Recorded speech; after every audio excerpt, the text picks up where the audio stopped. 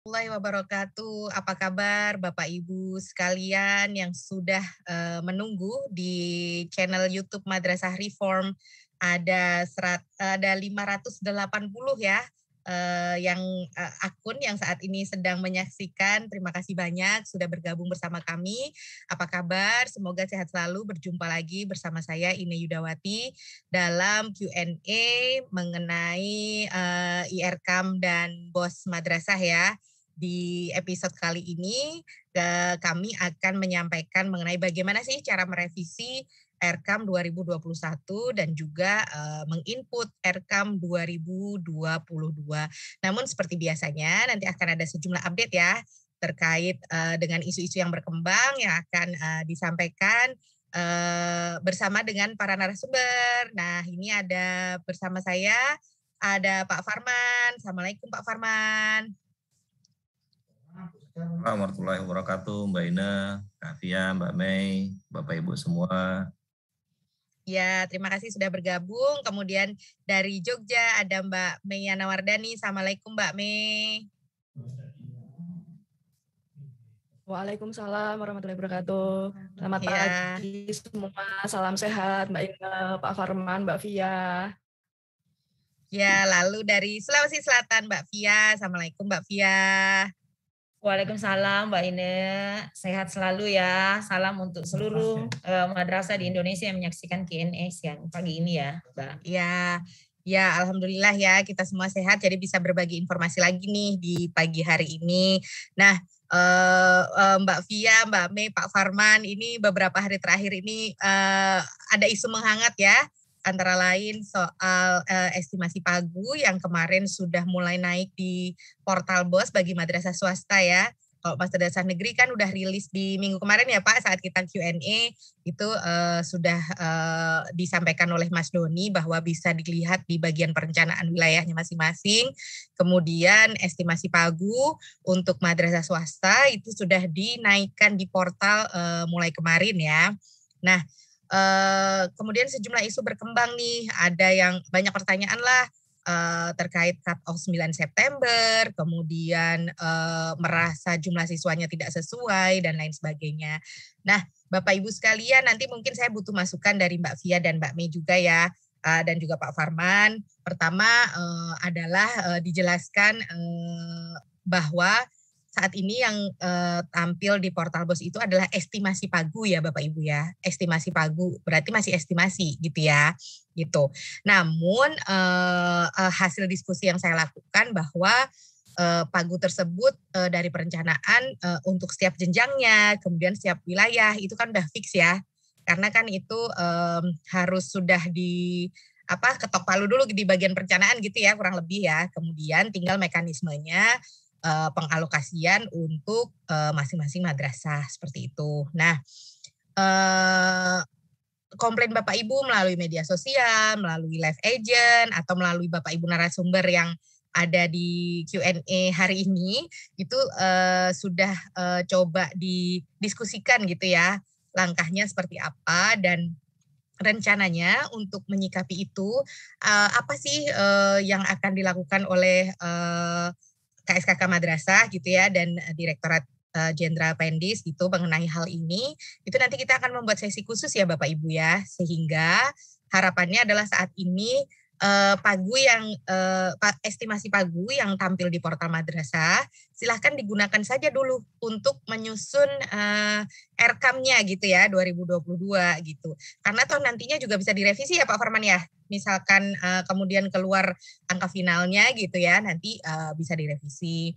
Salah satu mengapa itu dimunculkan segera adalah juga itu untuk mengakomodir ya kepentingan untuk menyusun RKAM 2022 sesegera mungkin. Karena menjadi harapan kita semua ya di tahun depan itu kalau bisa dana BOS cairnya bisa di awal tahun gitu ya, tidak di bulan Maret atau April baru mencairkan seperti itu. Kan agak lama ya kalau udah sampai triwulan pertama seperti itu. Nah, memang ini pekerjaan besar ya yang membutuhkan dukungan gitu ya, support dari semua pihak sehingga diharapkan bisa disikapi dengan bijak ya Bapak Ibu ya.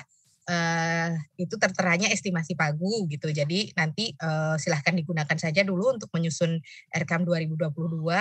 Lantas bagaimana nanti bagi madrasah yang merasa belum mengupdate datanya sampai 9 September gitu, apa yang harus dilakukan? Nanti kita akan membuat sesi khusus dan juga akan ada surat edaran khusus ya terkait hal itu gitu. Nah, kemudian pertanyaan yang kedua adalah terkait batas penyusunan RKAM. Memang sudah ada surat edaran yang menyebutkan bahwa 30 September ya gitu. Nah, namun kami bisa menyampaikan bahwa itu 30 September adalah untuk negeri gitu.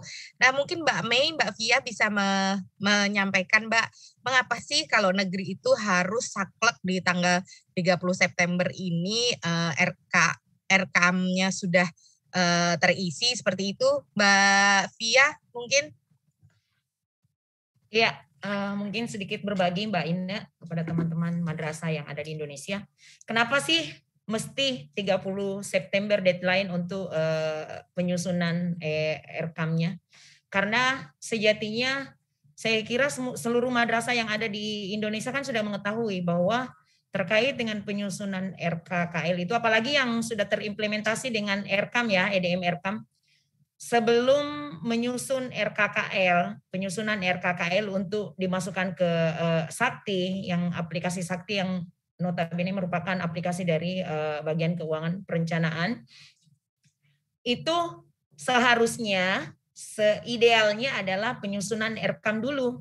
Nah, seperti yang dibuat formulanya yang sangat memudahkan yang dijelaskan kemarin dua episode ya Mbak Ina oleh Mas Parman.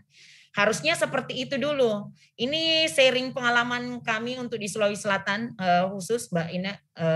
Dalam waktu beberapa hari kemarin ini kami mengadakan kegiatan penyusunan RKKL untuk seluruh satker yang ada di Sulawesi Selatan, baik tingkat MI yang likuidasi masuk ke KKN Kemenak, MTSN dan MAN itu sebetulnya sangat memudahkan seandainya formula yang dibuat oleh Mas Parman itu, yang Excel itu sudah kelar dibuat oleh madrasah. Jadi pada saat menyusun RKKL, lembar kertas kerja untuk masuk di Sakti, itu sangat mudah Mbak. Nggak perlu lagi sampai menunggu 3 hari kelar susunan anggaran yang dibutuhkan, yang menjadi prioritas dari madrasah. Seandainya itu semua terlaksana sesuai dengan mekanismenya ya Mbak. Tapi kita memahami juga karena keadaan kemarin terkait dengan Excel yang dibuat oleh Mas Parman, karena memang itu formula yang memang baru rilis beberapa minggu ya, mungkin baru 2 mingguan kemarin kita mengarahkan untuk madrasah menggunakan, sehingga mereka baru juga mempelajari, baru melihat kembali tutorial di Q&A, terus mengimplementasikannya sendiri di madrasah tanpa didampingi oleh TIK, karena dianggap bahwa sudah di BIMTEK dan harus belajar mandiri. Sampai kemarin di hotel pada saat pelaksanaan kegiatan ternyata belum kelar Mbak Ina. Nah di situ akhirnya kita sama-sama kerjasama menyusun dulu, mengerjakan Excel yang dibuat oleh Mas Parman itu, baru belajar untuk memasukkannya ke lembar kertas kerja RKKL. Nah, bagaimana mensinergikan kemarin itu antara susunan yang dari berdasarkan susunan dari di RKAM berdasarkan EDM madrasah, itu kerjasama dengan perencana kami di sini untuk khususnya di Sulawesi Selatan. Nah, kenapa harus 30 September? Karena jika tidak sampai 30 September, ini kan ranahnya untuk yang bulan ini itu penyusunan praindikatif Mbak, untuk Satker, satuan kerja ya, yang notabene memiliki DIPA. Karena kalau kita tidak menetapkan tenggang waktu yang seperti itu, kedodoran Mbak, ini sebetulnya sangat. Karena kenapa? Bulan Oktober berarti sudah harus menghasilkan pagu indikatif, bukan praindikatif lagi. Setelah indikatif dijadikan untuk muncullah masuk, terbitlah pagu definitif Mbak ini. Jadi seperti itu. Jadi kalau misalnya teman-teman madrasah mengatakan kenapa sih harus 30 September? Karena apa yang akan dihasilkan itu yang dikejar, sehingga jika kita tidak menetapkan waktu segitu, pekerjaan terkait dengan penyusunan anggaran itu tidak akan terkejar, Mbak. Sementara hal yang lain untuk diterbitkan pagu definitifnya itu waktunya tidak bisa menunggu mereka. Jadi kalau misalnya kita tidak menggenjot madrasah untuk menjalankan atau menyusun itu, apa yang akan dihasilkan pasti keteteran. Dan harapan kita bagaimana mengimplementasikan EDM RKAM itu supaya bisa sejalan dan bisa masuk sejalan dengan aplikasi yang di Sakti, ya harus bekerja dari sekarang. Mungkin itu Mbak dari saya di Sulawesi Selatan terkait dengan apa yang saya alami sampai beberapa hari ini hingga hari ini. Mungkin Mbak Ina, Mbak Mei mau nambahkan terkait dengan apa sih? Boleh. Silakan Mbak Mei, mungkin juga sekalian ya Mbak Mei, kenapa itu Mbak pertimbangannya kalau madrasah swasta jauh lebih fleksibel gitu ya Mbak ya, karena kaitannya mungkin tidak masuk ke DIPA gitu ya Mbak Mei ya. Mungkin bisa ditambahkan Mbak penjelasannya Mbak. Ya, makasih Mbak Ina. Luar biasa tadi Mbak Fia sudah menjelaskan secara detail ya Mbak Ina ya. Ini berbagi pengalaman saja yang di Daerah Istimewa Yogyakarta dan juga mungkin di provinsi lain juga sama targetnya, karena sekarang kan untuk penyusunan alokasi BOS mengejar pagu indikatif tadi ya, sesuai yang disampaikan Mbak Fia tadi. Jadi kalau konsentrasi di kami itu perencana di bulan ini kita konsentrasi untuk penetapan alokasi dulu Mbak Ina. Untuk penyusunan RKAM, nah ini yang memang masih apa ya istilahnya, progresnya masih bertahap banget ya, masih bertahap lah. Karena memang alokasi dana posnya saja juga belum diketok palu gitu. Berapa sih besarannya dan gambaran seperti apa nanti untuk penggunaannya mereka sudah ada Mbak, sudah terbayang dan juga sudah kita arahkan untuk menggunakan Excel yang kemarin disampaikan oleh Pak Farman. Bahkan konsep dari mereka pun juga itu sudah berbentuk kertas kerja ya, kertas kerja yang nanti ada di kemarin yang sempat di-share itu dengan batas maksimal 30 September, otomatis ini mengunci di aplikasi RKAM ya, dengan batas penetapan 30 September. Nah, apakah ini juga pas Pak? Karena kan di madrasah swasta sekarang progresnya barusan menerima BOS tahap 2, artinya mereka baru mulai untuk penggunaan dana BOS ya Pak, untuk pertanggungjawaban dan sebagainya lah. Artinya si aplikasi RKAM itu ketika dikunci sampai 30 September, mereka kan progresnya sekarang itu sedang bersamaan gitu. Kalau mau penyusunan RKAM dibatasi sampai 30 September, mereka juga kesulitan. Sedangkan pertanggungjawaban berjalan terus Pak Farman. Nah ini yang nanti menjadi wacana baru, karena ketika kemarin kami mendapat keluhan dari madrasah, loh ini kenapa di RKAM ada penetapannya 30 September, padahal itu sebenarnya kan untuk negeri. Nah, di aplikasi RKAM sendiri kan belum ada pembeda antara untuk negeri dan swastanya. Itu saja mungkin Mbak Ina. Tadi yang lainnya udah diborong Mbak Fia soalnya. Ya, boleh. Pak Farman, mungkin saya sebelum menanggapi soal tadi yang disampaikan Mbak Mei, kenapa menurun dan lain sebagainya gitu. Pak Farman bisa nanggepin dulu Pak soal RKAM untuk swasta ini Pak, yang 30 September tadi disampaikan Mbak Mei.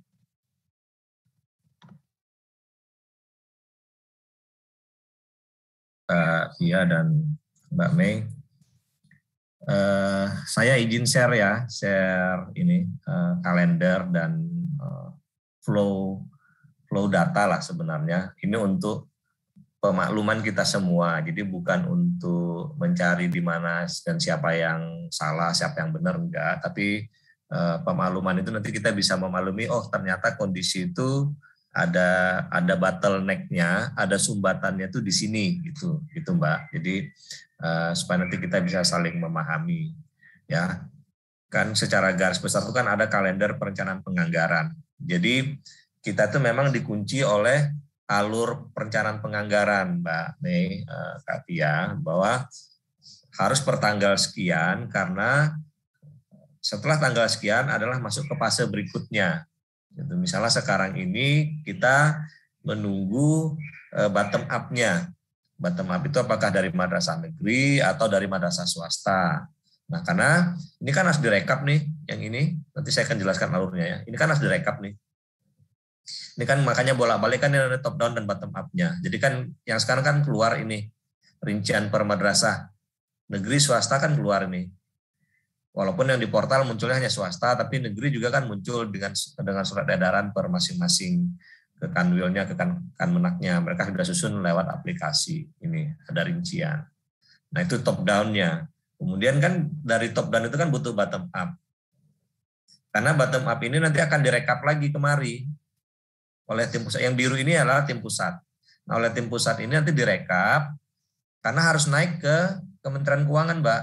Kementerian Keuangan sama, ya sekarang kan sudah domainnya Kementerian Keuangan, bukan Bappenas lagi. Kalau waktu nyusun alokasi awal itu kan Bappenas. Nah sekarang udah masuk Kementerian Keuangan. Karena akan didiskusikan di parlemen, akan diplenokan di parlemen. Nah kalau itu lewat, ini nggak masuk, di sini lewat nanti Mbak. Gitu.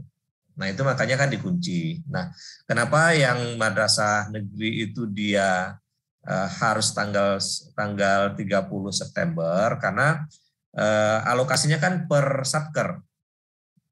Alokasinya kan per satker, dipanya kan per satker gitu. Jadi harus segera masuknya, walaupun nanti bisa ada waktu untuk merevisi dan segala macamnya. Nah, kalau yang swasta lebih fleksibel karena masuk ke sininya nanti gelondongan. Maksudnya gelondongan ke Kementerian Keuangannya gitu. Tapi tim pusat tetap perlu detail karena kan harus dibagi-bagi, Mbak.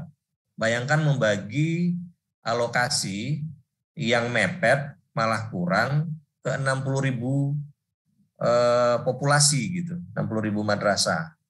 Nah, kita tarik mundur dulu gitu ya, kalender pendidikan. Ini idealnya, kita kan awalnya mau bikin konsepnya indikatif definitif. Kalau indikatif definitif itu harusnya Juni, ini data udah masuk Mbak nih. Data update, madrasah update data siswa per tanggal berapa. Dulu kita menetapkannya targetnya itu indikatif itu Juni sebelum PPDB. Nah, terlepas dari kendala di emis dan segala macamnya, kalau saya sih menangkap diskusi dengan teman-teman di madrasah itu tidak satu-satunya emis yang menjadi challenge-nya, jadi tantangannya, tapi juga ada tantangannya itu adalah misalnya nih data siswanya belum lengkap. Kan harus by name, by address, by NSN kan gitu. Nah, itu datanya belum lengkap sehingga tidak bisa masuk ke sini. Nah, ini nanti kan akan dibuat sesi khusus supaya nanti bisa dibahas bersama-sama. Nah, itu dapatlah pagu indikatif jadi naik ke sini. Jadi kita perlu tegaskan emis itu adalah satu-satunya pool data gitu. Kalau di Kemdikbud kan Dapodik. Dulu juga Dapodik berdarah-darah Mbak untuk mendorong sekolah itu mengupdate sesuai dengan kalender yang ditetapkan. Cut-off sekian, pokoknya lewat dari itu malah tidak dapat alokasi sama sekali, bukan disesuaikan dengan data yang ada, tapi tidak dapat alokasi sama sekali karena dia tidak mengupdate. Gitu. Nah itu lebih tegas lagi. Nah kalau sekarang kan datanya tetap muncul, tapi tidak sesuai dengan data siswa. Nah karena ini tidak update, data ini tidak update, di sini bingung mau menetapkannya, karena kan harusnya dari jumlah data siswa ini kan, menetapkan yang ini. Kan sudah jelas tuh pengalinya. 900, 1.100, 1.500 kan, tinggal dikali dengan data yang ini. Nah, tim pusat ini tidak bisa memperjuangkan ini, akan sangat kesulitan memperjuangkan ini, karena data ini masih tidak bisa tidak bisa dipertanggungjawabkan lah istilahnya gitu. Ada yang belum update, ada yang terlambat, aplikasinya, sistemnya juga masih dalam penyempurnaan dan segala macamnya. Akhirnya di sini digunakan mekanisme penetapan. Jadi tidak menggunakan ini nih. Tidak menggunakan ini. Kalau menggunakan ini dengan data terakhir saja, itu masih lumayan, tapi tidak.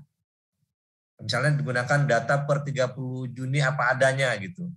Karena juga data per 30 Juni juga agak susah diargumentasikan oleh teman-teman di pusat, akhirnya Bappenas dan Kementerian Keuangan menetapkannya dengan mekanisme penetapan. Penetapan itu bagaimana? Melihat pengalaman tahun-tahun sebelumnya gitu, Mbak Ina. Jadi misalnya, tahun lalu kan kita kasih sekian nggak terserap 200 miliar. Itu tahun 2021 kemarin. Ternyata 2020-nya 200 miliar nggak terserap. Nah kita mau berjuang minta tambah. Loh kamu tahun lalu aja 200 miliar nggak terserap. Ngembalikan ke Kementerian Keuangan gitu pagunya. Kan sayang 200 miliar itu harusnya kan bisa digunakan oleh pihak-pihak lain yang juga butuh gitu. Misalnya puskesmas dan segala macamnya. Akhirnya tahun ini dengan kondisi yang ini masih juga sama, apapun alasannya kita nggak perlu mencari ininya, tapi nanti kita cari obatnya apa. Akhirnya masih sama dengan tahun sebelumnya, ini masih dengan skema penetapan gitu, mbak sekalian, ya ditetapkan dengan mekanisme penetapan. Apapun lah kondisinya, saya sangat tahu teman-teman itu, Mas Doni itu sudah sangat berjuang, malah berjuangnya waktu itu ingin mendapatkan pagu alokasi majemuk. Sudah hampir sepakat waktu itu, Mbak, alokasi majemuk, tapi juga dengan kondisi COVID yang kita harus betul-betul akurat menghitung dan akurasi itu kenanya di sini. Akhirnya kembali lagi ke mekanisme penetapan sama seperti tahun sebelumnya. Nah, dengan penetapan itu yang ya mohon maaf ternyata yang ditetapkan itu kurang dari ini. Kurang dari ini. Itu ya. Kan rame tuh, saya kok kurang, yang segala macamnya, nanti Mbak ini bisa jelaskan juga. Akhirnya pada saat nah yang penetapan ini juga sudah dipecah nih, sudah dibagi ininya nih Mbak. Jadi yang misalnya di sini lebih, di sini kurang, yang dari MI tidak bisa digeser ke MTS.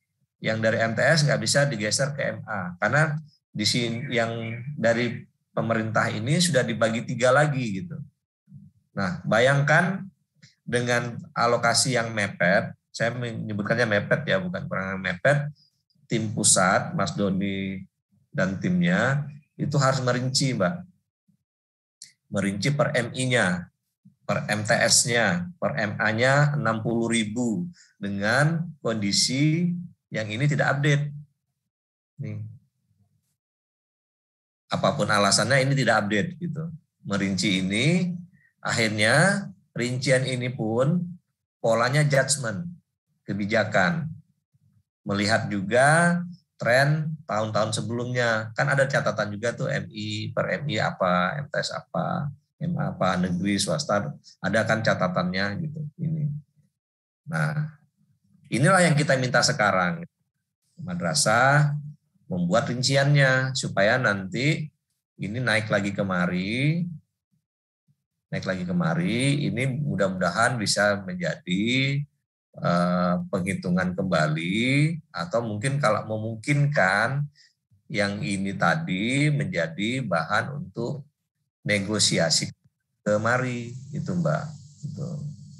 Madrasah kami sudah merincikan loh ini, sudah ini gitu. Itu Mbak Ina. Gitu. Ya Pak Farman.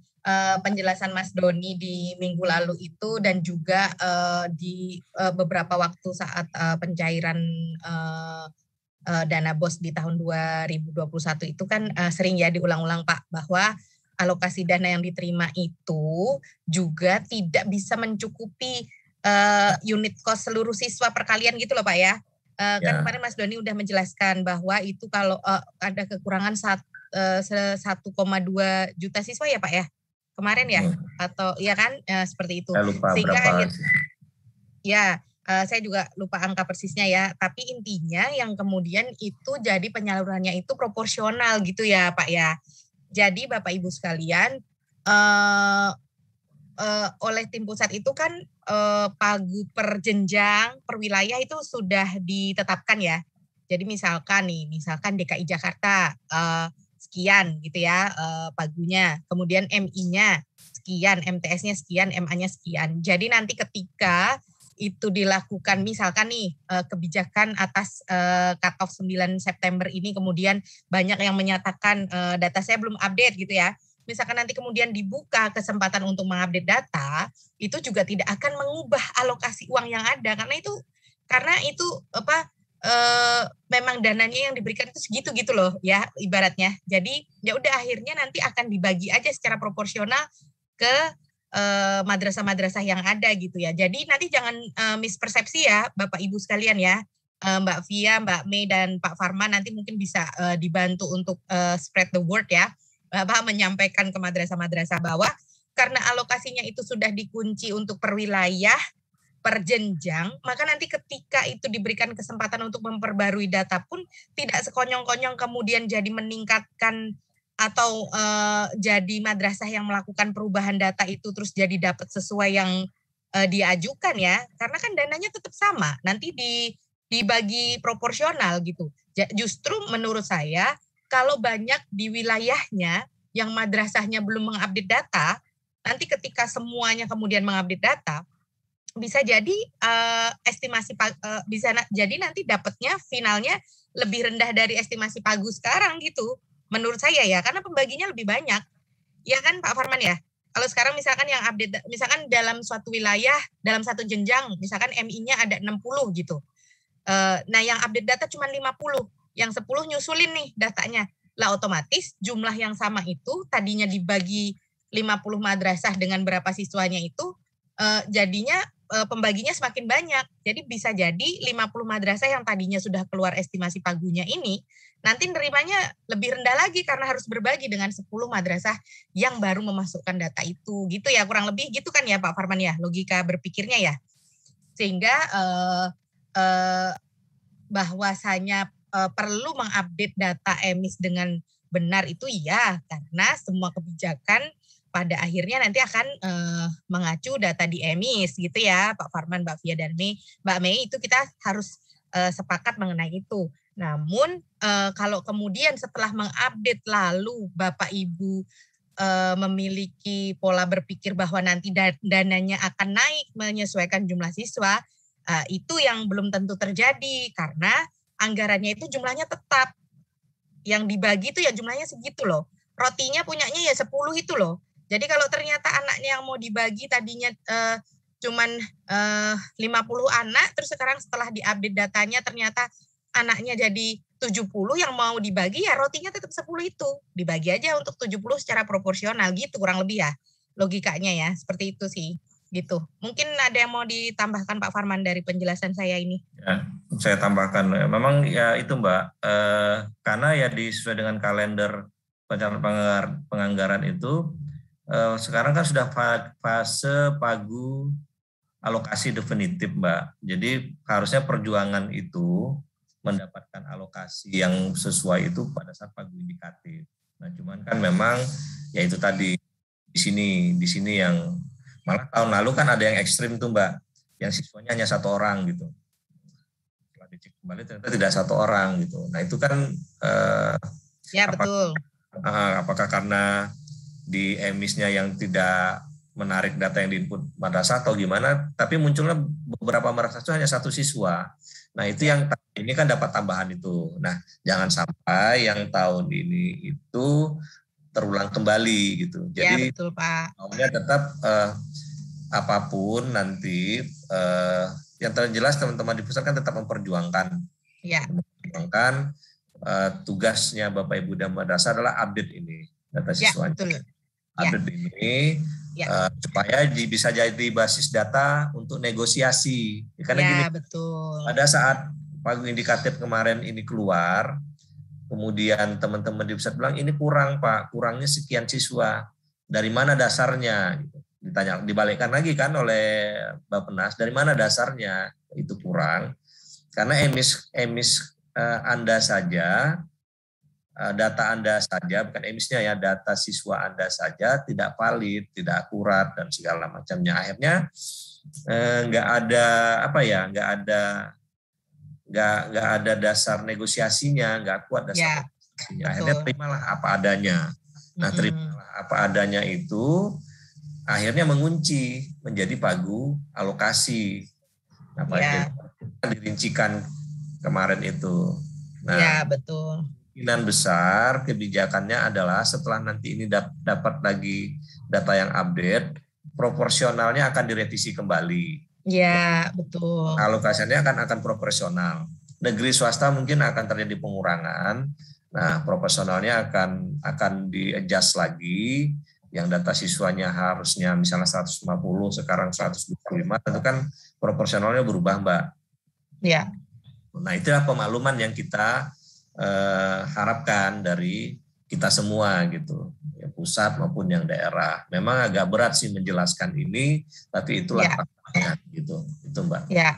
Betul. Nah ini Pak Farman, Mbak Mei, Mbak Via nih ya, setelah kita memberikan penjelasan sedikit ini tadi ya, ini di YouTube juga responnya banyak yang positif gitu, akhirnya memahami gitu ya, kenapa bisa seperti itu, kenapa misalkan di EMI siswanya 70 siswa, kenapa kok alokasinya setelah dibagi dengan jumlah siswa, dibagi unit cost, jumlah siswanya kok ternyata 50 gitu ya.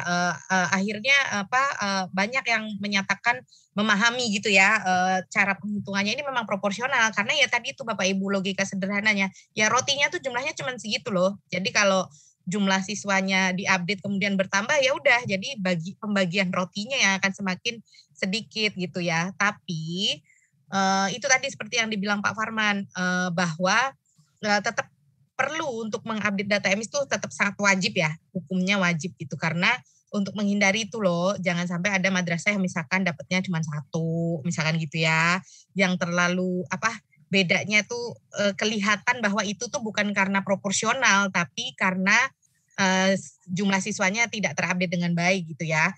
Ini ada yang menyampaikan nih, yang malas update data ternyata merugikan semuanya. Ayo semangat update data sebelum cut off. Nah, betul nih ya. Jadi boleh juga tuh, karena nanti yang akan berpengaruh di wilayahnya ya, di wilayah dan di jenjangnya. Jadi ada baiknya di bawah itu mungkin membuat semacam komunitas gitu mungkin ya.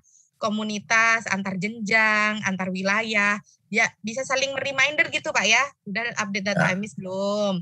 Ayo kita update bareng-bareng, karena ketika ada rekan kita di satu wilayah dan di satu jenjang yang tidak mengupdate datanya, itu pada saat diambil kebijakan akan mempengaruhi secara nasional. Teman-teman yang lain gitu ya. Nah, kemudian mungkin terakhir nih untuk menutup diskusi kita mengenai pagu alokasi Pak, karena kita harus segera membahas soal bagaimana revisi RKAM dan juga menginput RKAM 2022 ya. Satu hal adalah Bapak Ibu, selagi tadi sudah saya sampaikan penjelasan mengenai cut off 9 September dan apa langkah ke depan yang akan diambil, nanti akan dibuat sesi khusus ya. Sesi khusus nanti ditunggu saja, kami akan sosialisasikan waktunya dan juga akan ada surat edarannya. Nah, sementara menunggu itu, silakan diupdate aja dulu data EMIS-nya dari sekarang. Gitu ya. Dan saya tambahkan dikit Mbak. Ya, boleh Pak. Yang pasti kita dari pusat pasti akan mendengar. Ya, betul. Teman-teman di madrasah. Kan makanya kita buka saluran komunikasi kan ya. Live agent ada, nomornya ada, alamat email WA juga ada. Malah personal kita juga kan menerima itu. Dan saya juga selalu menyarankan infokan ini ke live agent Madrasah Reform supaya datanya terekap. Jadi ketahuan ini berapa kira-kira rasio yang sudah dan belum update gitu ya. Apakah alasannya karena malas, data siswanya tidak diperbaiki, pengaruh lagi dengan EMIS-nya, sehingga kemalasan itu, keengganan itu terakumulasi. Tapi yang perlu kita tegaskan adalah satu-satunya sumber data adalah EMIS. Apapun EMIS. Data di luar EMIS, apakah yang disampaikan lewat WA, lewat email, lewat apapun ke Mbak Mei, ke Kak Fiat, ke saya, ke Mbak Ine, itu tidak akan menjadi basis data. Dan terus terang kita tidak bisa menjembatani satu persatu. Kan ada juga yang WA ke Mbak Mei, tolong jembatani, nggak bisa. Karena kita nggak bisa mengistimewakan satu madrasah dengan madrasah lain, Mbak. Makanya salah satu sarananya adalah lewat live agent, kita akumulasi, nanti kita fasilitasi. Nanti kita akan proporsionalkan kembali. Itu Mbak ininya. Ya betul Pak. Jadi ini ada ya. Ya boleh Mbak Mei. Sekedar menggarisbawahi diskusi terkait alokasi data ya. Artinya alokasi dana BOS sendiri secara nasional itu memang berkurang ya dibanding dari tahun lalu gitu. Jadi biar teman-teman di madrasah ini juga paham kenapa berkurangnya. Kenapa menurun diterimanya ya Mbak ya. Memang terjadi penurunan lah alokasi yang diberikan oleh Kementerian Bappenas sendiri ya atau Kementerian Keuangan untuk kita itu memang menurun. Nah ini yang memang teman-teman madrasah harus dipahami. Jadi nggak sekedar update data di EMIS, tapi memang plotting atau mapping dari masing-masing madrasah juga secara proporsional semua berkurang. Gitu. Nah Mbak Mei, Mbak Via dan Pak Farman, mungkin nggak itu ada pengaruhnya dengan penyerapan juga Pak? Jadi misalkan dari Ya. Bappenas atau Kementerian Keuangan itu akhirnya memutuskan untuk udah nih buat madrasah tahun ini diturunkan aja karena yang balik ke kas negara jumlahnya segini, mungkin nggak seperti itu? Jadi gini Mbak, flow-nya itu harusnya dalam penetapan pagu indikatif itu ya, untuk yang berbasis penghitungan harusnya Kementerian Teknis, ini sama nih Kemdikbud dengan Kemenak, itu sama nih Kementerian menyampaikan data siswa ke Kemq dan Bappenas.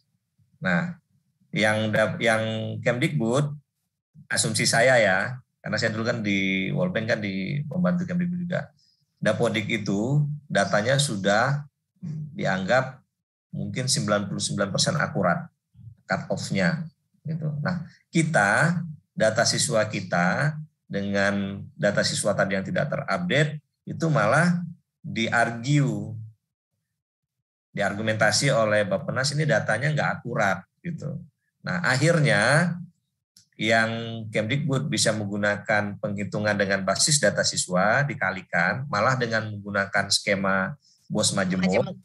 Ya, awalnya kita udah gembira Mbak waktu itu akan disamakan dengan skema BOS Majemuk. Tapi begitu kita basis data nggak akurat, yang diambil oleh penetap alokasi anggaran di kementerian yang terkait dengan perencanaan penganggaran dengan skema penetapan yang saya bilang tadi Mbak, dengan skema penetapan itu atau skema judgment lah.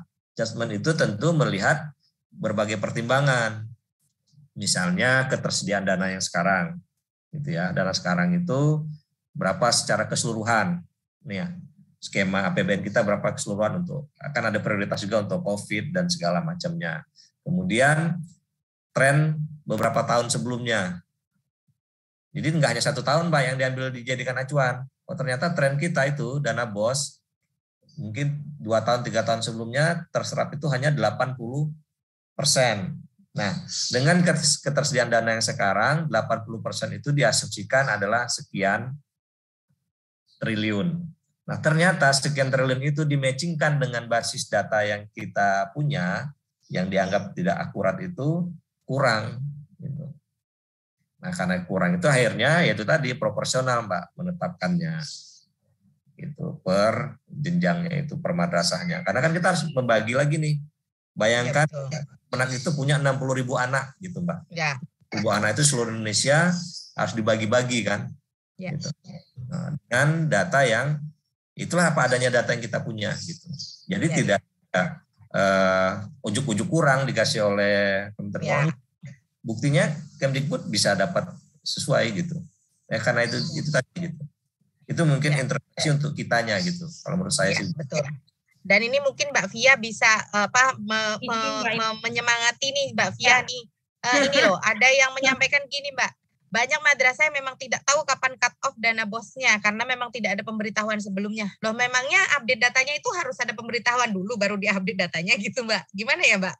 Loh, kalau gini ya Mbak Ina, kalau ada madrasah yang menanggapi bahwa kami nggak tahu cut off-nya tanggal 9 September. Dari rentetan perjalanan sampai di bulan September ini, surat dari EMIS dan pemberitahuan dari BOS itu ada kok bahwa madrasah diarahkan untuk mengupdate data, Mbak Ine.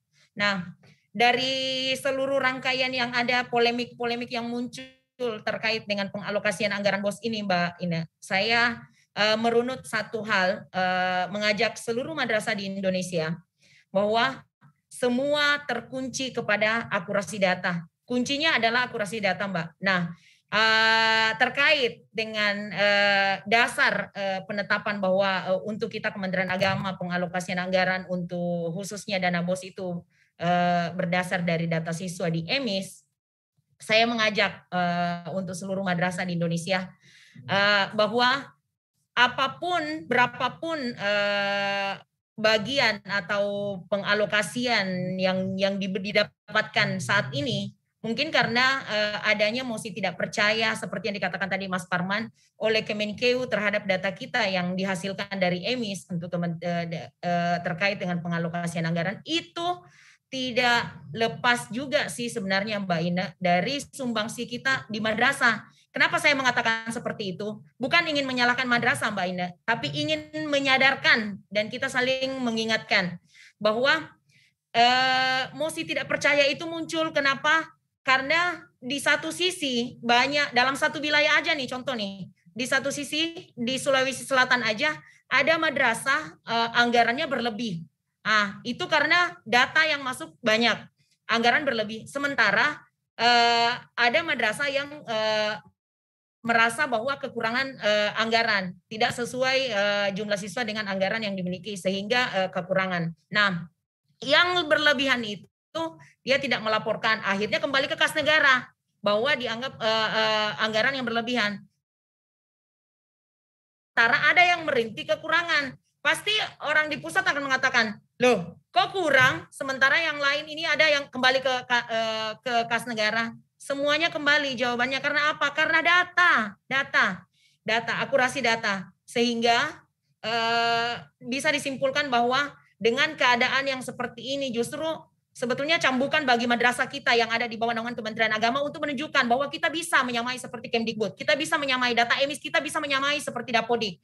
Ayo, tapi kita tidak bisa berhayal untuk sampai menyamai seperti itu, tapi harus berbuat, Mbak.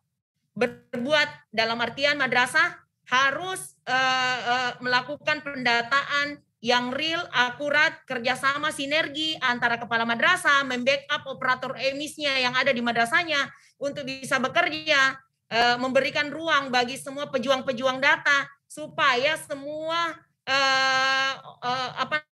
operator-operator itu bekerja dengan baik, merasa bertanggung jawab, sehingga apapun yang dihasilkan itu tidak bisa ditampik bahwa apa yang dihasilkan oleh operator emis saat ini itu menghasilkan uang untuk salah satu madrasah. Dalam hal ini khususnya dana BOS Mbak Ina. Karena kan khusus di madrasah swasta, penghasilan untuk madrasah swasta kan hanya bergantung pada dana BOS. Tidak ada dana-dana yang lain. Jadi terkait kembali lagi juga semua connecting antara satu dengan lainnya. Dalam penggunaan dana BOS diharapkan untuk madrasah juga jangan dalam sebuah madrasah menutup mata kepala madrasah ini untuk para operator yang ada di madrasah. Karena apa yang dikerjakan oleh operator madrasah itu untuk madrasah. Jadi slogan yang dikatakan bahwa dari madrasah, oleh madrasah, dan untuk madrasah cocok untuk yang ini. Jadi seluruh madrasah yang ada di Indonesia terkait dengan menyalahkan bahwa ini mbaknya bisa ngomong, emisnya yang nggak benar ini. Tapi ternyata jika ditelisik lebih detail, Mbak, tidak seluruh semua hal itu sumber masalahnya ada di aplikasi. Namun ada di penggunanya. Apakah dia kekurangan dalam hal SDM yang memang masih minim, kurang pengetahuan atau kurang keinginan untuk mengetahui, ini mencari tahu sendiri, apalagi di saat sekarang ini kan kita ada di era milenial, maksudnya semua bisa melihat baik lewat YouTube, Facebook, sekarang grup-grup atau wadah-wadah itu sangat banyak untuk kita tempat berdiskusi, apalagi untuk ranah bagian pejuang data ya. Di Facebook ada, di YouTube ada, itu saya mengikuti semua. Teman-teman saya ajak untuk jangan hanya berdiam diri pada saat tidak ada informasi seperti yang tadi, kok tidak ada ini. Keluarlah dari tempatnya, melihat dunia luar, apa sih, biar bisa mendapatkan informasi tanpa harus dikirim langsung. Menunggu, menjemput bola lah harusnya, jangan menunggu untuk dioperkan bola, gitu loh Mbak Ina. Karena sejatinya yang di emis, pendataan emis ini bukan kesulitan atau kendala, selain kendala yang ada di aplikasi, karena kita harus memahami bahwa emis sekarang adalah tahap pengembangan atau menuju dari mengeluarkan emis itu dari ruang IC untuk menjadi rawat jalan harusnya, dan itu diperlukan dukungan dari seluruh operator yang ada di betul Mbak Indonesia. Dan seperti yang disampaikan Pak Farman tadi ya, bahwa pusat itu memang tidak selalu selalu tidak berdiam diri. Jadi ada masukan mengenai 9 September, ini juga menjadi wacana bagi kami untuk mengadakan sosialisasi berikutnya ya, langkahnya akan seperti apa. Kemudian terkait kendala-kendala emis seperti yang dibilang Mbak Via tadi ya, bahwa kendalanya ada apalah misalkan narik data dari Dapodik. Saya tambah dikit Mbak, ya. Terkait dengan cut off, memang kita sudah diskusi waktu itu Mbak dengan Mas Doni, dengan dengan Pak Paki, dengan Pak Gun juga, dan tim emis ya. Jadi kita ini berasumsi Mbak, dengan kemarin ada bulan emis dan segala macamnya itu, data itu terus diupdate oleh madrasah. Jadi kita nggak perlu menentukan cut off lagi. Kapanpun kita butuh data emis, kapanpun kita butuh, kita tinggal tarik Mbak. Nah, makanya kemarin itu dengan pertimbangan kalender penganggaran, data ideal yang perlu ditarik dari emis untuk penetapan alokasi siswa itu adalah tanggal 9. Jadi kita menarik dengan basis data 9 September. Ternyata per 9 September itu pun dengan bulan emis yang sudah selesai dan diceritakan oleh Kak Tia tadi, berbagai workshop sudah dilakukan oleh tim emis, ternyata masih banyak tuh yang belum update. Ternyata setelah kita telaah juga tidak satu-satunya karena emis itunya, tapi juga karena ya data siswanya yang memang belum lengkap dan segala macamnya, sehingga nggak bisa masuk ke emisnya karena nggak bisa mengisi fil-fil yang ada di emisnya itu gitu kan, nanti akan tertolak juga. Memang perlu kita tegaskan juga sekarang baik data siswa, data guru itu akan kita perkuat internal sistemnya, pengendalian internal sistemnya Mbak. Jadi tidak hanya nama, juga nanti ada NSN, harus match tuh. Ada NSN, ada rombel nantinya. Tidak ada NSN, ada rombel, otomatis akan kick out nanti keluar dari data. Dapodik seperti itu Mbak. Jadi kita bukan membandingkan, tapi itu semacam contoh best practice-nya lah gitu. Supaya nanti pengalokasian itu negosiasi dengan Bappenas dan Kementerian Keuangan itu kita bisa habis-habisan Mbak. Ini loh data siswa kita, ini NSN-nya, ini alamatnya, ini kalau dia pindah dan segala macamnya, ini datanya, emis datanya gitu. Jadi itu basisnya gitu. Jadi kita memang nggak menentukan cut off, tapi kita perlu tarik data per 9 September. Asumsinya semua madrasah sudah update. Kapan dia bisa update gitu. Itu. Jadi nggak ada cut off. Gitu. Iya. Nah, makanya nih Bapak Ibu, saran saya apapun nanti kebijakan yang diterapkan terkait masukan Bapak Ibu ya, cut off 9 September ini masih bisa diperbaiki atau tidak.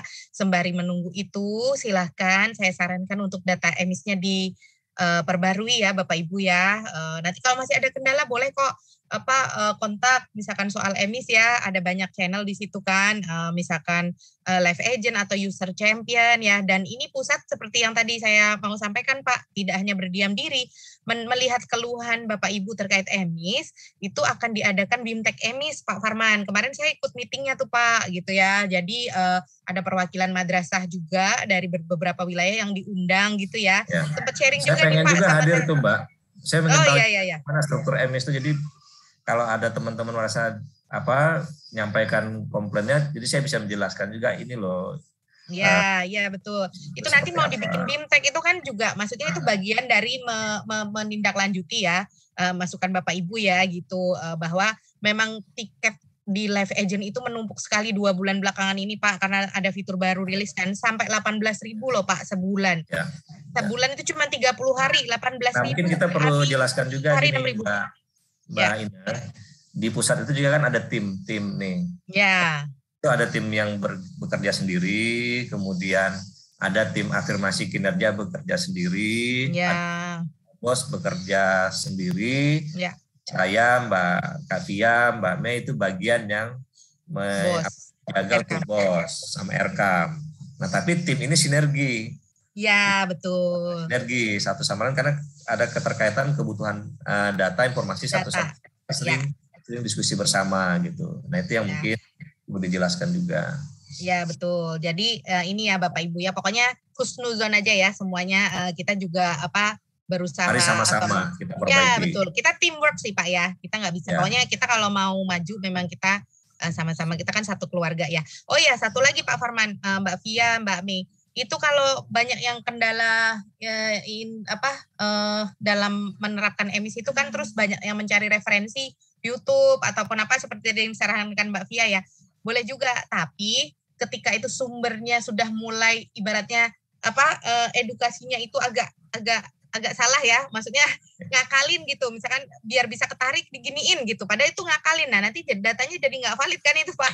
Nah jangan merujuk yang seperti itu ya, gitu ya Bapak Ibu ya, karena itu tadi loh jadi tanggung jawab kita bersama untuk bisa menyajikan data yang valid, sehingga perjuangan pusat untuk misalkan memperjuangkan dana BOS majemuk misalkan ya Pak ya, atau minimal sesuai dengan jumlah siswa gitu, itu juga bisa terrealisasi ketika kita bisa mempertanggungjawabkan bahwa data kita itu valid, seperti itu Bapak Ibu ya. Kalau mau ya rujukannya portal resmi ya, YouTube resmi, di portal EMIS juga panduan-panduannya semua diupload di situ gitu.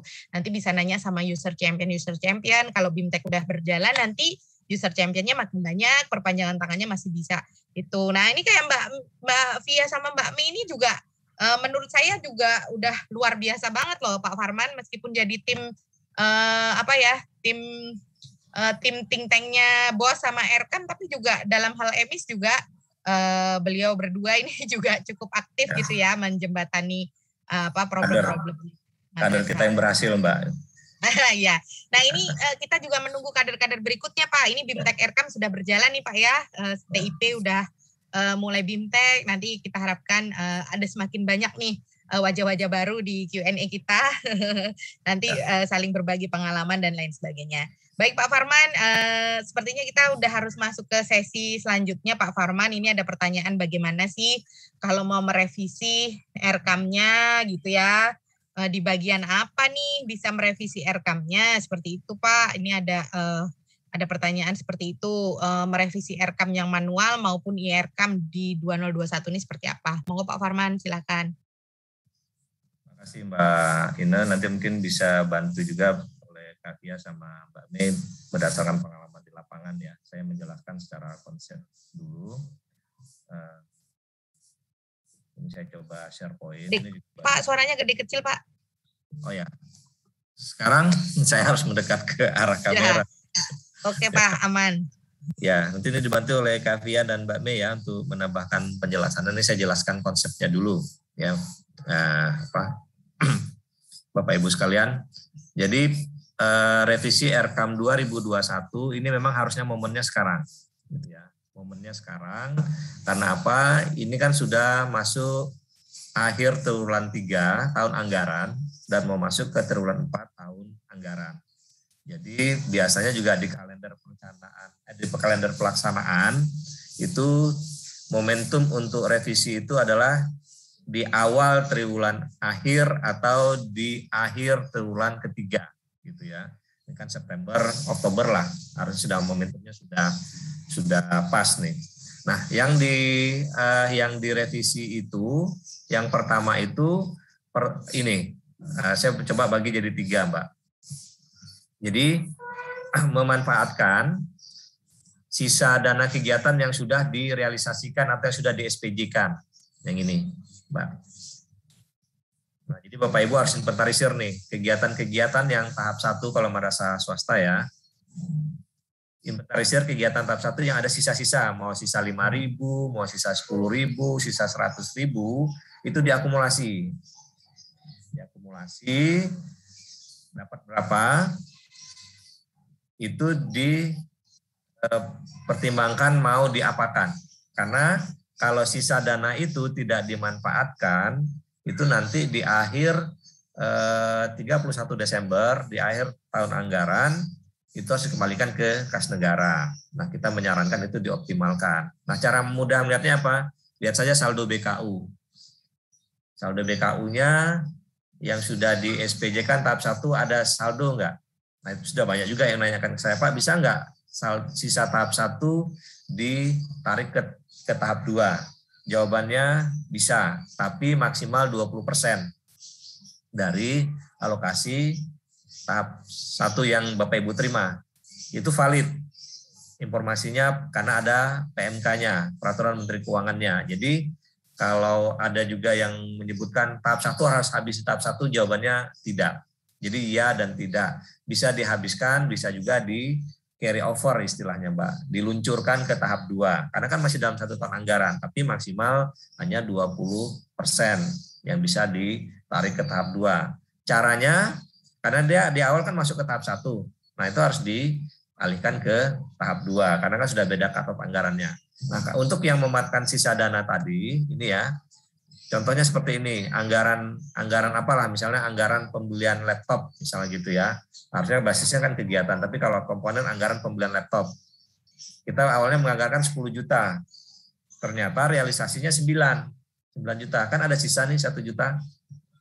Nah 1 juta ini tidak bisa dimanfaatkan langsung untuk membeli yang lain, misalnya beli ATK, atau menambahkan listrik telepon air, atau untuk menambahkan biaya kegiatan training dan segala macam, nggak bisa langsung karena kan beda rumahnya. Yang awalnya dia anggaran laptop misalnya begini ya, nah ini sisanya ini kan masih sisa anggaran laptop, kita nggak bisa gunakan untuk anggaran ATK gitu karena itu sudah pindah rumah. Nah kan berarti rumahnya kan harus kita pindahkan dulu. Caranya pertama, anggaran yang 10 juta ini direvisi dulu menjadi 9 juta. Walaupun sudah di SPJ-kan, yang kita revisikan anggarannya. Realisasi tetap 9 juta, sisa 0 untuk yang anggaran ini, anggaran laptop revisi ini. Ya, seperti itu. Karena kalau tidak kita revisi, ini 10 jutanya ada sisa 1 juta langsung kita anggarkan, ini totalnya jadi 11 juta, Mbak. Nih. Sementara yang benar itu kan total itu kan tetap 10 juta. Nah, setelah kita kurangi anggarannya jadi anggaran revisi 9 juta, sisa 0. Nah, yang sisa baru kita masukkan ke anggaran baru. Ini anggaran baru misalnya untuk apa? Misalnya untuk ATK 1 juta atau untuk perbaikan keramik gitu ya, misalnya seperti itu kurang. Nah, kita masukkan ke rumahnya yang baru, ke kamarnya yang baru gitu. Nah, baru nanti di SPJ kan ini realisasi saran kita dimaksimalkan penyerapannya gitu ya. 1 juta nih. Supaya tidak ada pengembalian nanti di akhir tahun anggaran. Nah, ini kan dengan skema ini kan kelihatan nih, Mbak. Total anggaran tetap 10 juta sama dengan yang awal 10 juta, kemudian realisasi 10 juta. Ini. Kalau ini tidak kita revisi, nanti total anggarannya jadi 11 juta, 10 tambah 1, 11, sementara realisasi 9 tambah 1, 10. Kan selisih 1 juta itu, karena ini nggak kita revisi anggarannya. Jadi seolah masih ada tersisa 1 juta nanti, gitu ya. Di anggaran kita masih ada sisa 1 juta, nanti dikejar, diminta untuk dikembaliin 1 jutanya. Padahal itu karena kita kelupaan untuk merevisi secara keseluruhan. Jadi jangan hanya memunculkan anggaran barunya yang 1 juta ini, tapi anggaran lamanya direvisi juga. Ini Mbak. Nah, terkait dengan ini, mungkin ada masukan dari Mbak Mei atau Kak Fia untuk anggaran yang sudah digunakan, yang sudah di SPJ-kan. Nah, Pak Farman, kemarin kita sempat diskusi ya saya chat ke Pak Farman untuk di aplikasi Rekam ini belum bisa tampak secara ini ya Pak ya, detail ya karena laporan realisasi belum terupdate. Nah, artinya si madrasah dia harus punya catatan secara manual seperti ini ya Pak ya. Jadi harus menginventarisir yang saya sebut tadi Mbak. Nah, memang menginventarisir secara manual. Belum ada fiturnya. Saya sudah mintakan ke Mas Panji dan tim untuk segera membuatkan satu fitur lagi, anggaran versus realisasi per komponen Mbak. Biar nggak perlu mencatat manual maksudnya. Ya, komponen mana yang tersisa. Kalau sekarang kan masih mengacu ke saldo BKU aja, baru di inventaris. Itu kan itu agak repot tuh memang kalau yang dia punya komponen dan kegiatan yang cukup banyak kan alokasinya gitu. Menyisirnya tuh agak memakan waktu gitu Mbak. Ya, apalagi dengan jumlah seperti ini gitu ya Mbak. Kalau ada perubahan anggaran jadi ini Mbak. Ya, ya. Akan merepotkan. Khawatirnya ada yang missing Pak, ada missing. Ya. Yang missing.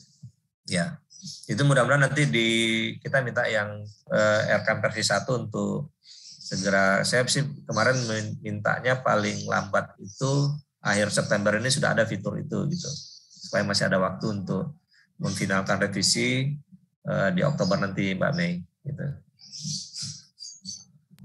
Nah, kemudian revisi anggaran itu adalah mengganti anggaran yang belum direalisasikan. Misalnya tahap 2 nih, kita sudah menganggarkan untuk pembiayaan apa misalnya ya.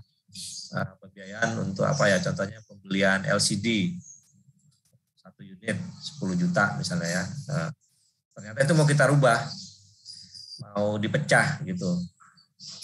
Nah, kita mau gunakan hanya 5 juta aja karena ternyata ada LCD yang kualitasnya bagus 5 juta, kan berarti kan ada efisiensi.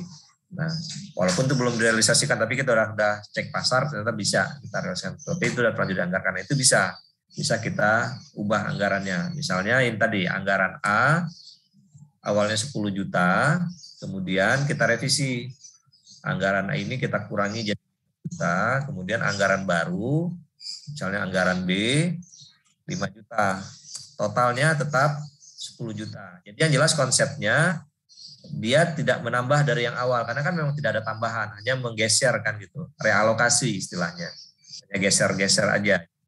Geser-geser itu yang sudah direalisasikan atau yang belum direalisasikan. Nah ini ya, ini yang berarti merevisi utuh anggaran yang belum direalisasikan. Nah untuk yang ini ada yang mau didiskusikan, mungkin Mbak Mei atau Kak Fia atau Mbak Ida? Kayaknya kalau dari saya cukup dulu, Mas. Ya, nanti baru kita masuk ke RKAM-nya. Ya, lanjut Pak. Memasukkan anggaran tambahan, Mbak. Kan ada beberapa madrasah yang dapat alokasi tambahan BOS nih, Mbak. Ya, alokasi tambahan ini caranya, ya pertama, tambahkan pendapatannya dulu.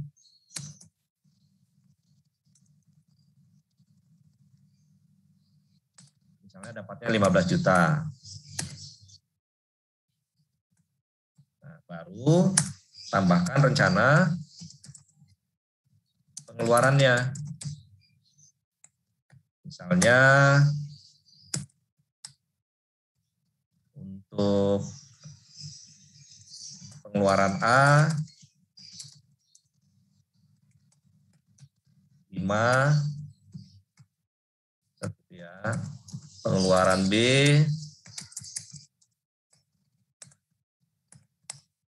7, pengeluaran C 3. Nah, kira-kira seperti ini, Bapak Ibu sekalian, kalau yang dapat tambahan anggaran. Jadi jangan lupa, jangan hanya menambahkan alokasi pengeluarannya aja, tapi masukkan dulu tambahan pendapatannya, karena kan pendapatannya nambah. Kalau yang nomor 1, 2 ini kan pendapatannya nggak nambah, hanya menggeser aja gitu. Pindah-pindah kamar aja gitu. Biar ada satu rumah beberapa kamar, nah, pindah kamar saja gitu ya. Kalau ini memang nambah kan, nambah kamar istilahnya 15 juta. Ini. Nah, kalau yang manual tinggal disesuaikan saja RKAM versi barunya. Gitu. Nanti baru disampaikan lagi ke kabupaten kota. Ini ada revisi gitu. Dijelaskan alasannya apa gitu ya. Yang kalau manual lebih simpel berarti. Tapi kalau yang pakai RKAM, ini kan pertama berarti jangan lupa Bapak Ibu, karena banyak juga yang bilang ke saya nggak bisa revisi karena rencana jadwalnya udah tutup, jadi buka dulu jadwal. Saya sambil ketik ya, buka jadwal penginputan rencana atau perubahan perkapan. Nah itu disepakati dengan kabupaten kota masing-masing, karena saya pernah diskusi juga, boleh nggak jadwal itu masing-masing daerah beda-beda? Ya nggak apa-apa, disusun saja dengan kesepakatan antara admin kabupaten kota dengan madrasah-madrasahnya, kira-kira kapan nih idealnya. Jadi untuk yang tidak ada perubahan pendapatan, Bapak Ibu harus identifikasi kira-kira yang mana yang sisa, mana yang akan direalokasi supaya bisa terserap maksimal ini. baru nanti sepakati dengan admin kabupaten kotanya, oke, kita akan melakukan revisi anggaran mulai dari tanggal 1 Oktober sampai tanggal 15 Oktober di RKAM-nya gitu. Dikasih waktu 15 hari untuk revisi. Nanti kan admin kabupaten kota kan tinggal ngecek tuh. Kalau yang manual, ya sampaikan RKAM revisinya. Walaupun pada saat pengajuan pencairan tahap 2 itu sudah disetujui, tapi kan ada juga, Pak, boleh nggak merevisi anggaran? Jawabannya boleh. Nah, yang namanya merencanakan itu kan bisa berubah rencananya. Gitu ya. Yang penting ada justifikasinya. Nah, kalau yang RKAM, ya pertama tadi ini, buka jadwal penginputan oleh admin kabupaten kota. Nah, jangan lupa nih berarti ya, kabupaten kota. Kita himbau juga nih, Pak Mei, Kak Tia, admin kabupaten kota buka. Karena memang sekarang kan selain untuk perubahan kan juga untuk menginput 2022. Jadi buka aja sekalian gitu. Untuk merevisi sama untuk menginput 2022. Kemudian baru di sini madrasah menggunakan menu edit untuk yang nomor 1 atau nomor 2. Kalau dia mengurangi kan berarti tinggal mengedit aja 10 juta jadi 5 juta. Tapi kalau dia menghapus keseluruhan, misalnya ini anggaran A 10 juta mau diganti menjadi anggaran B 10 juta, misalnya seperti itu ya. Saya bikin contoh 2 lah ya, biar kelihatan nanti. Misalnya begini, anggaran A, awalnya anggaran C lah, anggaran C 10 juta, direvisi, anggaran C-nya 0, jadi 0 ya, dibatalkan, anggaran revisi, D, jadi 10 juta. Ini kan berarti dibatalkan penuh nih. Nah, kalau ini menggunakan menu hapus. Yang ini dihapus, kemudian baru dimunculkan anggaran baru pakai menu tambah. Ini harus dihapus dulu. Nah, mekanismenya lewat akun Camat dulu, Mbak. Jadi nggak bisa langsung staf. Staf bisa langsung revisi sepertinya, tapi harus diberitahukan oleh ke Camatnya gitu. Memang kita buka staf bisa revisi, tapi takutnya nanti Camatnya tidak. Jadi bagusnya lewat akun Camatnya. Revisi ya. Nah, kira-kira seperti itu Mbak skema revisinya. Jadi saya belum demokan di RKAM-nya, tapi konsepnya seperti ini. Beberapa teman sudah mencoba melakukan ini. Nah, memang sekarang kan kendalanya jangan lupa lihat tahun anggarannya. Kadang ada juga yang membuka RKAM kan langsung muncul 2022. Terus pas dibuka rencana kok kosong. Terus menanya ke saya, Pak, kok rencana yang sudah saya input 2021 kok hilang ya? Ternyata yang dibuka itu tahun 2022. Jadi lihat lagi tahun anggaran yang di atas itu. Gitu. 2021. Nah ini kita coba lagi ngecek juga. Tadi ada juga yang menyampaikan lagi pada saat saya lagi merevisi, Pak, sudah 4 komponen. Tiba-tiba balik lagi ke tahun anggaran 2022, jadi 0 lagi gitu. Nanti coba saya cek apakah memang ada kasus itu atau khusus madrasah itu aja, nanti kita akan infokan lagi ke yang bersangkutan. Kira-kira begini Mbak, untuk yang anggaran revisi Mbak. Ya Pak Farman, cukup jelas sekali ya. Tapi ini biasanya nih Pak Farman, nanti nih terus di komen YouTube nih banyak yang minta dikirim filenya ini Pak. Oh ya, nanti saya kirim ke Mas Heru, taruh di ininya ya, di link ya. Video yang sekarang ya. Ya, oke. Saya kirim sekarang ke Mas Heru ya, biar. Iya, oke. Terus Pak, kemudian Pak, ini belum ada pertanyaan lagi nih mengenai revisi ya. Saya pikir memang karena penjelasan Pak Farman udah cukup jelas ya. Mungkin apa kita mau langsung masuk ke ini Pak, input RKAM 2022-nya? Ya, RKAM 2022. Ya.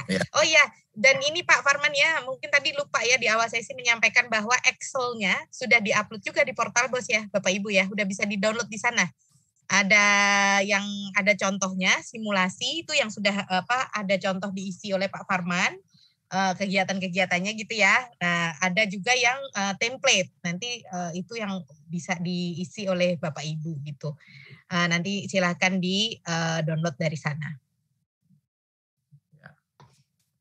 Nah, untuk yang input RKAM 2022, saya jelaskan dulu konsepnya ya, Mbak Ine ya.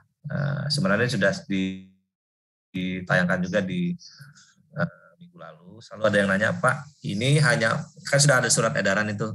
Surat edaran ini hanya untuk yang sudah bintek saja, atau untuk yang negeri saja, atau gimana, untuk semua. Tinggal nanti deadline 30 September kan sudah dijelaskan oleh Mbak Ina tadi ya, nanti mungkin dipertegas lagi Mbak deadline itu, bahwa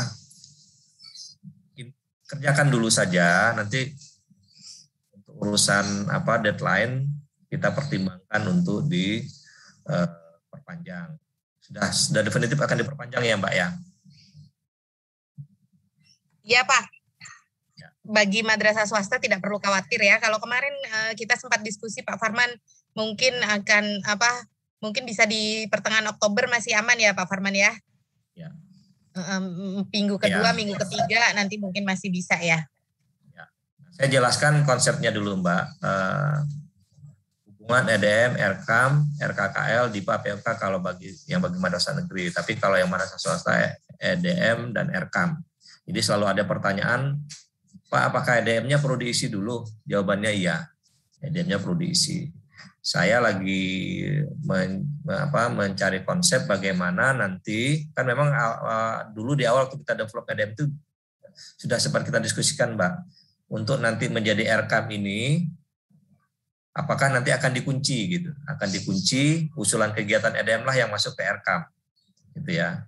Sekarang belum bisa, pertama karena memang EDM-nya kan masih sedang dipelajari oleh madrasah. Yang kedua, usulan kegiatan EDM ini kan belum bisa memenuhi semua kebutuhan kegiatan yang ada di madrasah. Kegiatan rutin belum masuk. Operasional rutin belum masuk, yang masuk adalah untuk yang non-rutin, yang untuk peningkatan mutu. Jadi untuk yang EDM, jawabannya apakah tetap perlu diisi? Iya, jawabannya harus diisi. Tapi yang mengisi itu bukan operator, bukan staf yang ditunjuk, tapi yang mengisi itu adalah diskusi dari stakeholders yang ada di madrasah gitu. Jadi yang hanya operator atau staf itu hanya menginput saja ke aplikasinya kalau yang sudah pakai aplikasi, atau ke Excel kalau yang masih pakai Excel. Nah, kemudian ada juga yang nanya, Excel-nya ini hanya untuk madrasah negeri ya Pak? Enggak, itu negeri dan swasta. Jadi urutannya EDM-nya harus dikerjakan dulu ya. Baik yang sudah bintek maupun yang belum bintek. Jadi binteknya ini bintek 2020 Bapak Ibu ya, karena yang bintek 2021 kan belum masuk nih ke realnya, baru masuk ke latihan. Jadi urutannya adalah EDM dulu, mengisi instrumen, nanti dapat skor kinerjanya, baru muncul usulan kegiatan yang dibuat prioritas. Dari usulan kegiatan inilah nanti baru ke RKM-nya. Nah, cuman kan karena RKM ini juga ada yang rutin, ada yang non-rutin, yang rutin diidentifikasi juga. Makanya kan di Excel kan ada itu yang non-EDM, itu yang rutin. Baru yang non-rutinnya yang dari EDM. Proporsinya berapa itu terserah nanti kebutuhan madrasah. Jangan-jangan rutinnya menyerap 100%, nggak ada yang dari EDM. Bisa saja seperti itu Mbak. Kalau dananya terbatas, kemudian rutinnya juga lumayan banyak, ya terserap semua ke rutin gitu. Termasuk ke gaji gurunya, ke gaji GBPNS-nya, gaji rutin GBPNS-nya. Nah, itu menyerap semua ke sana, sehingga yang di sini nggak ada yang masuk gitu. Bolehkah seperti itu? Jawabannya boleh. Itulah salah satu yang nanti menjadi pertimbangan afirmasi atau kinerja yang saya sampaikan sebelumnya. Jadi ada madrasah yang EDM-nya sudah bagus, tapi sumber dananya terbatas, sehingga kebutuhan untuk mengalokasikan yang hasil EDM-nya tidak masuk di sini, di RKM-nya. Nah, itulah nanti yang menjadi pertimbangan untuk diberikan afirmasi. Tapi, nah ini mungkin kita lagi Mbak Ina, bahwa tim afirmasi itu ada tersendiri. Saya memang sengaja tidak mau masuk ke sana, tidak mau terlalu ke sana, karena saya kan sudah ada di domain yang lain. Takutnya nanti akan memunculkan konflik of interest gitu. Nah mungkin juga Mbak ini kan juga tidak ada di dalam tapi tahu informasinya. Tapi informasi itu juga kita juga tidak tahu secara teknis gitu ya. Ada tim yang bekerja sendiri. Ada sistem yang sudah di-create, aplikasi yang di-create untuk menseleksi siapa yang masuk long list, siapa yang masuk short list. Jadi tidak ada judgement yang misalnya karena kedekatan madrasah ini dengan pejabat tertentu dapat afirmasi, enggak. Itu benar-benar objektif penilaiannya gitu ya. Jadi yang memang dapat itu memang berdasarkan hasil penilaian ini tadi. EDM-nya bagus, ada DRKM atau belum ketemu DRKM, kenapa? Itulah yang menjadi spesifikasi. Jadi yang paling penting ini ya. Kuncinya di sini kan ini ada di rekam Excel. Jadi kalau yang belum pelatihan gunakan Excel, yang sudah pelatihan 2020 pun boleh menggunakan Excel tersebut untuk kertas kerja, gitu ya. Nanti baru disusun menjadi RKM, apakah yang lewat aplikasi ataupun lewat Excel. Nanti baru berikutnya, langkah berikutnya ini RKKL. Nah ini porsinya Mbak Mei atau Kak Fia nih yang kemarin sudah workshop tentang ini nih, bagaimana mengkonversi RKM ini menjadi RKKL, karena di aplikasi sedang kita susun ini, tapi mungkin konsepnya bisa dijelaskan oleh Kak Fia. Mungkin itu dulu sementara Mbak Ina. Ya, siap. Silahkan tambahannya Mbak Fia, Mbak Mei. Ya Mbak, ya. Terkait dengan yang lembar kertas kerja itu, bagaimana implementasinya untuk masuk di Sakti. Kemarin di kegiatan penyusunan anggaran untuk kami di Sulsel itu, Mbak Ina, Mbak Mei, Mas Farman, adalah lembar kertas kerja seperti biasanya yang RKKL itu yang dilakukan, yang dibuat oleh operator keuangan bersama dengan KPA-nya masing-masing. Itu lebih memilih daftar referensi yang dari aplikasi RKAM tuh, yang referensi daftar kegiatan, subkegiatan, jenis belanjanya dengan klaster dari dia masuk di standar pendidikan apa gitu. Sebetulnya tidak ada yang berubah sih, tidak ada perubahan yang banyak, Mbak, dari hal yang kebiasaan yang mereka kerjakan selama ini pada saat penyusunan anggaran.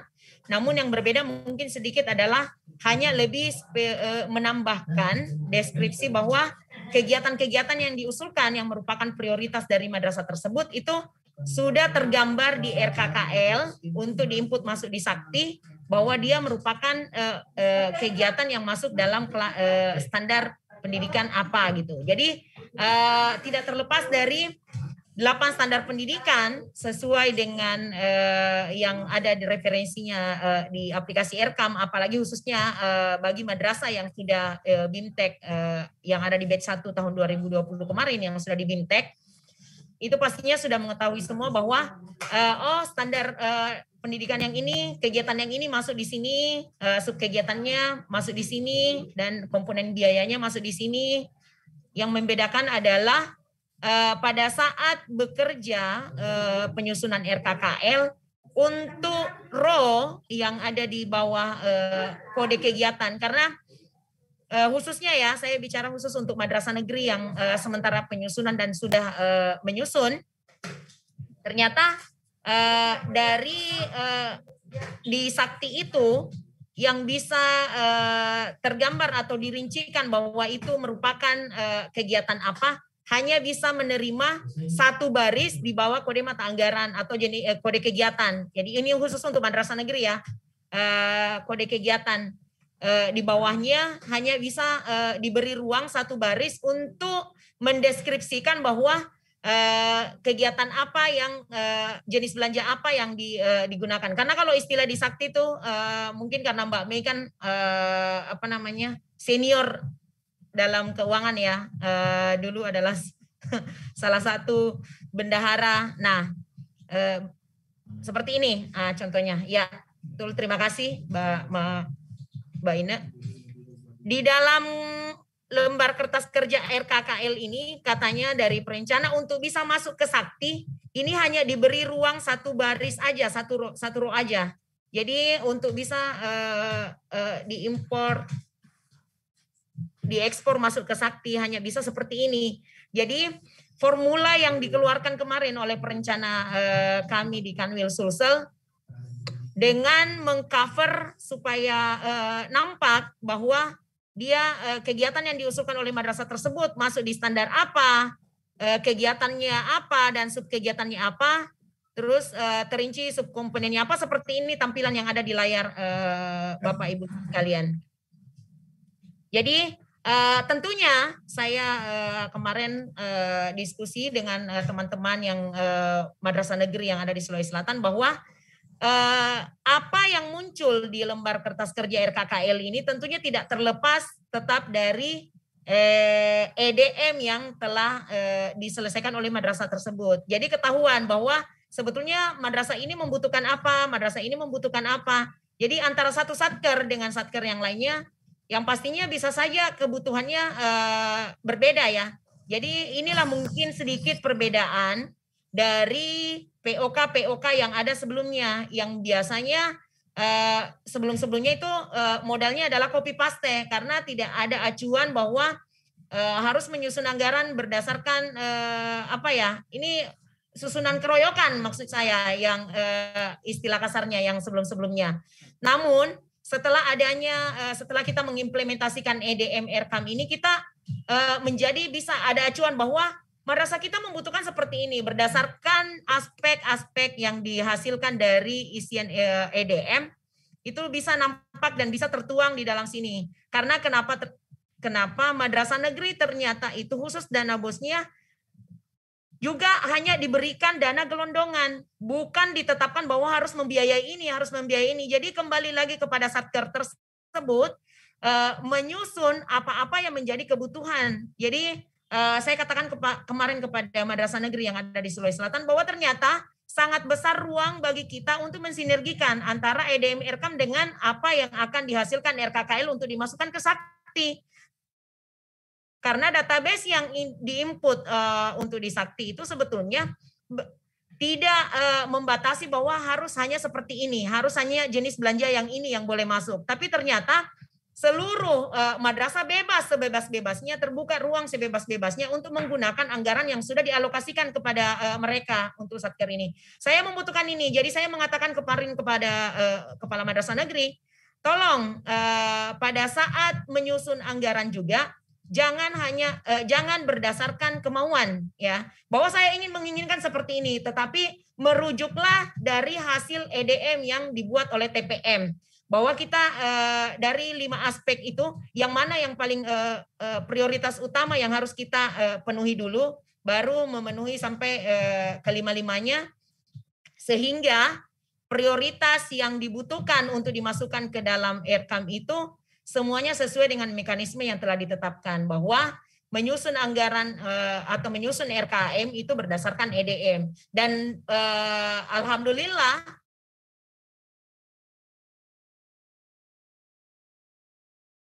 ini salah satu hasil lembar kerja dari MIN yang ada di Sulawesi Selatan yang kemarin dihasilkan dari kegiatan di Hotel Claro Makassar. Seperti ini penampakan hasilnya dari lembar kertas kerja mereka. Dan ini bisa diekspor masuk, Excel ini bisa dimasukkan ke dalam aplikasi Sakti. Jadi pada saat nanti terbit DIPA Madrasah Negeri dan beserta dengan POK definitif, tergambarlah dan tidak memudahkan untuk nanti bendahara dana bos yang ada di satker tersebut menginput ke aplikasi, karena sudah tertera bahwa terklasifikasi kegiatan atau jenis belanja yang tertera di dalam POK itu sudah tergambar. Oh, tidak meraba-raba lagi bahwa ini harus dimasukkan di standar mana, ini dipilah untuk di kegiatan mana, karena semua sudah sangat jelas dan rinci dalam POK, sehingga antara bendahara bos dengan operator dan operator keuangan semuanya dalam satu madrasah bisa bersinergi dengan baik. Mungkin itu Mbak Ina. Ya, terima kasih banyak penjelasannya Mbak Fia. Mbak Mei, ada yang mau ditambahkan Mbak? diskusinya tadi yang disampaikan Pak Farman dan Mbak Fia. Ya, Mbak Ina, ini sekedar sharing aja nih dari yang disampaikan Mbak Fia ini yang di layar di situ kan format RKA-KL ya, atau kertas kerja yang untuk di RKA-KL. Artinya kertas kerja di RKA-KL ini kan belum terbreakdown untuk di rekam ya Pak Farman ya. Nah, kalau untuk RKA-KL ini sedang dibuat. Saya yakin teman-teman. Gimana Pak Farman? Sedang dibuat konversinya di RKA. Iya Pak. Enggak, maksudnya yang ditampilkan Mbak Fia ini adalah format kertas kerja yang di RKA-KL gitu ya. Excel, ya. Artinya saya yakin kalau teman-teman madrasah negeri ini sudah rutinitas yang dilakukan sebelum pagu definitif itu naiklah untuk membuat perencanaan anggaran. Sedangkan kalau kita merujuk yang di RKAM memang menjadi agak lebih rinci lagi ya Pak Farman ya, lebih detail dan juga butuh konsentrasi yang butuh waktu khusus juga lah. Sebagai contoh di sini ada penggunaan untuk belanja keperluan perkantoran, ada konsumsi dan bayar apa-apa itu. Ini kan sudah tidak ada kalau kita lihat di RKAM. Nah, lebih rincinya itu yang memang butuh waktu untuk lebih dalam lah dalam merinci RKAM, Pak. Itu aja Mbak Fia, Mbak Ina. Saya izin nambahin, Mbak. Silakan Pak Farman. Ya, jadi begini Bapak Ibu, kertas kerja ini juga sekarang sedang didevelop di RKAM versi 2, Pak. Jadi nanti Bapak Ibu yang madrasah negeri tinggal klik aja convert ke format RKA-KL, nanti akan muncul seperti ini, Mbak. Jadi kertas kerjanya nggak perlu pakai Excel lagi, nanti baru kalau mau convert ke Excel nanti ada menu ekspor ke Excel. Jadi Bapak Ibu mau ngedit juga bisa di Excel gitu ya. Nah, ini saya bedakan dua warna. Yang hijau ini adalah yang nantinya given ya. Ini kan program PAUD wajib belajar kan memang hanya itu yang ada untuk BOS. Kemudian ini juga kan sudah given juga nih pengelolaan pendanaan pendidikan madrasah.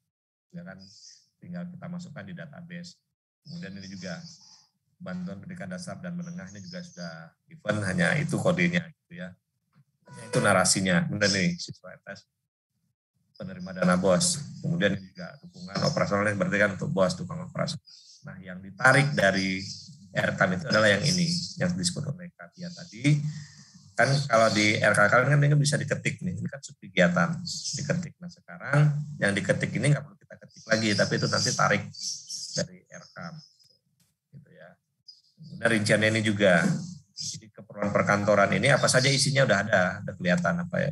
Itulah yang kata Mbak Mei tadi harus dilihat satu-satu, agak detail isinya. Kalau baru nanti dia akan mengelompok ke sini. Kan sudah ada kode akun tuh kan ya. Di waktu itu komponen kan kode akun itu untuk mengelompokkan ini. Nah, memang dari awal konsepnya memang kita sudah pikirkan ini akan menjadi RKKL gitu. Minimal menjadi kertas kerja RKKL gitu Bapak Ibu. Jadi nanti ini basisnya EDM nih kalau saya lihat ini yang sifatnya operasional rutin.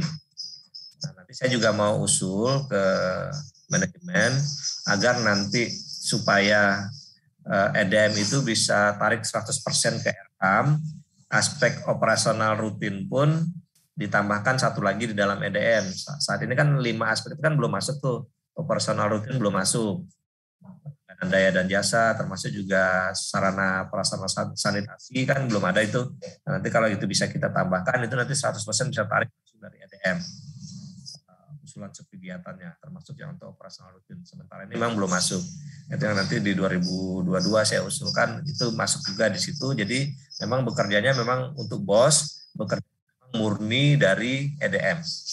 Baik rutin maupun yang non rutin gitu. Kita tinggal tambahkan aja aspek yang rutinnya aja nanti. Satu aspek nanti mungkin yang aspek terakhir. Sekarang kan ada 5 aspek di EDM. Nah mungkin nanti kalau disetujui ada 6 aspek, yang satu lagi itu ya aspek rutin tadi, jadi masuk semua, tarik semua dari EDM, dia akan lebih mudah. Tinggal Bapak Ibu urutan prioritasnya saja nanti ini kan. Nah ini juga contoh yang untuk MIN ya. MIN itu kan konsolidasian di kabupaten kota kan. Nah nanti juga di admin kabupaten kota di RKAM terutama RKAM versi 2 itu ada nanti RKAKL konsolidasian min. Kira-kira seperti ini nanti dia. Contohnya min 1, kegiatan ini, rincian belanjanya ini. Kemudian masih min 1, untuk kegiatan yang lain rincian belanjanya ini. Seterusnya, jadi basisnya adalah minnya gitu. Min 1, nanti di bawahnya baru min 2, selesai, min 3, baru totalnya ini. Gitu ya Bapak Ibu ya.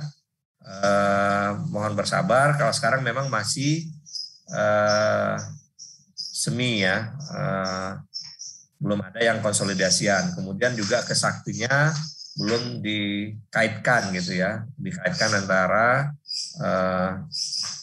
antara RKAM dengan saktinya. Tapi minimal nanti Bapak Ibu kertas kerjanya tidak lagi di Excel, tapi kertas kerjanya ya RKAM itulah kertas kerjanya sampai menghasilkan ini nanti hasil akhir. Itu sedang kita desain di versi 2. Saya minta juga ke Panji dan tim kalau bisa berkejar versi 1 juga sama nanti menghasilkan seperti ini. Nanti kalau MAN dia ini utuh RKAKL nyaman, kertas kerja RKAKL nyaman sama MTSN akan ini satu. Yang kemarin lagi ditunggu dari contohnya dari Kak Fia atau Mbak Mei kalau ada contohnya. Jadi nanti saya akan sampaikan ke tim IT untuk memappingnya ini gitu. Kalau dengan seperti ini sebenarnya nggak sulit sih sebenarnya. Ini kan tinggal tarik dari 8 standar. Ini kan 8 standar ya. Pengembangan standar 8 standar. Kemudian kegiatannya, ini subkegiatannya. Ini kan source-nya kan dari RKAM. Jadi tinggal dibikin nanti query-nya aja gitu. Query-nya nanti baru ini kan sudah di mapping.